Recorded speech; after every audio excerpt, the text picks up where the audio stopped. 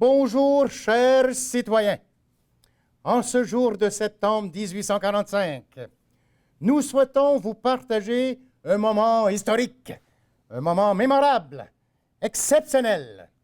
La mise en place du premier conseil de la municipalité de Paroisse de Saint-Eustache. Moi, William Henry Scott, deviens ainsi le premier maire de Saint-Eustache. Je suis certain que ce premier conseil de municipalité de Paroisse deviendra historique et nous en entendrons sûrement encore parler dans le futur. Qui sait, peut-être dans 100 ans ou même dans 175 ans. Vous me direz certainement, pourquoi avons-nous créé ce premier conseil de municipalité? Le 1er juillet 1845, une loi est entrée en vigueur. En vertu de cette loi, les paroisses et les townships qui comptent plus de 300 habitants deviennent automatiquement des municipalités.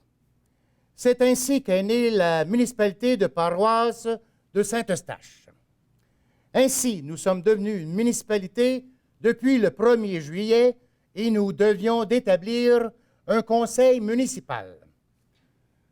Pour ce faire, nous avons suivi toutes les règles. La loi de 1845 établit plusieurs critères à respecter. Il faut d'abord être de sexe masculin, évidemment. Nous savons que les femmes ont beaucoup trop de besogne à faire dans les foyers. Il faut aussi être âgé de 21 ans ou plus, être un sujet britannique, posséder une propriété d'une valeur annuelle de 40 shillings ou plus, ou encore louer une propriété dont la valeur annuelle s'élève au-delà de 5 livres, résider dans la paroisse ou le township concerné. Et finalement, avoir payé toute cotisation ou taxe locale due avant l'élection. Je profite d'ailleurs de cette occasion pour vous rappeler à quel point il est nécessaire de payer ces taxes. Certaines personnes ne peuvent être élues au poste de conseiller ou de fonctionnaire municipal. Les membres du clergé, communautés religieuses, peu importe la dénomination, les juges ou greffiers de toute cour de justice, ainsi que les greffiers des cours de commissaires pour la décision des petites causes, les officiers de l'armée ou la marine britannique en pleine paye, les médecins pratiquants, les chirurgiens et les apothicaires. Nous n'avons pas ménagé nos efforts, car dès le 6 juillet 1845, le juge de paix, Frédéric-Eugène Globensky, convoque les habitants de la nouvelle municipalité de Paroisse à une assemblée publique afin d'élire 7 conseillers. L'assemblée publique convoquée par Globensky a eu lieu le 14 juillet 1845 à 10 heures sur le parvis de l'église. En l'absence de Frédéric-Eugène Globensky, c'est donc moi-même qui ai présidé l'assemblée. 7 conseillers sont élus.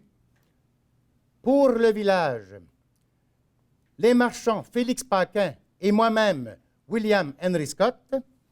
Pour la Grande-Côte, Jean-Baptiste Bélanger.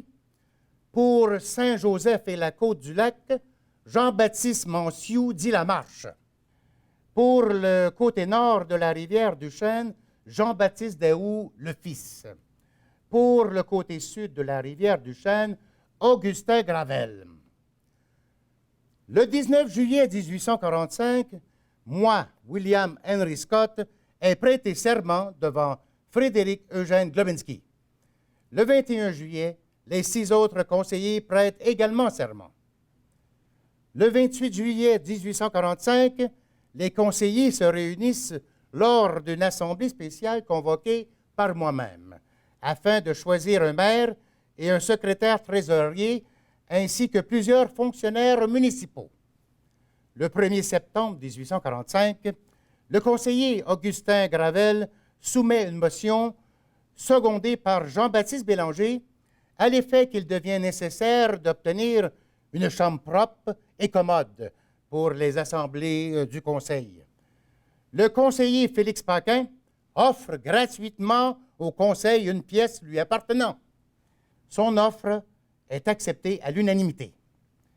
Ainsi, nous avons maintenant notre premier conseil municipal de la paroisse de Saint-Eustache qui se tiendra maintenant dans un lieu propre et commode.